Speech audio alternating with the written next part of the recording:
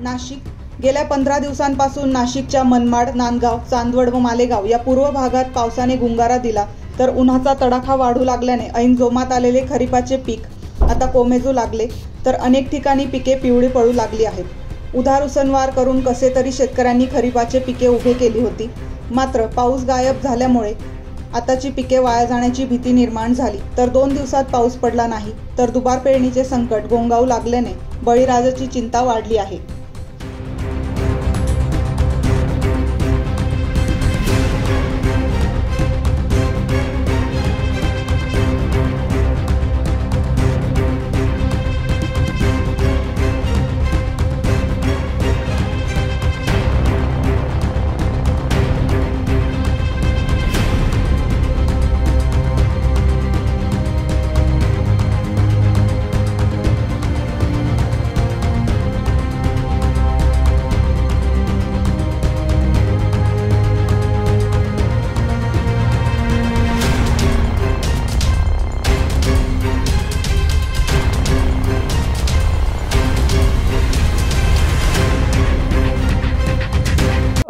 सुरुवातीला पावसाने चांगली भरपूर पाऊस प्रमाणात पडला, त्याच्यामुळे पिकं पाणी आमचे मका, सोयाबीन, भुईमूग, बाजरी सर्व पिकं चांगले आलेले। पण मग एवढ्या 15 ते 20 दिवसापासून पावसाने दडी मारल्याने पूर्णपणे आमचे चालू खरीप हंगाम धोक्यात येण्याची शक्यता आहे। एवढ्या 15 ते 20 दिवसात पाऊस जर नाही आला ना, पूर्णपणे आम्हाला दुष्काळाचा सावटाला तोंड देण्याची शक्यता येईल, किंवा आमचं जनावरांचा चारा पाणी असेल तरी आम्हाला दुबार पेरणीचं संकट येऊ शकतं।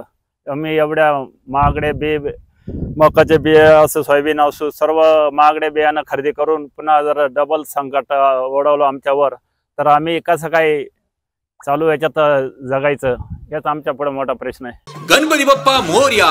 आपल्या बाप्पांच्या मूर्तीची सजावट तेही अगदी वाजवी दरात। आपल्या लाडक्या गणपती बाप्पांसाठी रुबाबदार फेटा, शेला, सोहळं याबरोबरच धोतर आपल्या आवडीप्रमाणे बनवूयात। याबरोबरच मूर्तीला नेसवून देखील दिलं जाईल। यासाठी आजच MG group, MG drapery artist यांना कॉल करूयात। अधिक माहितीसाठी संपर्क 89 99 39 00 32।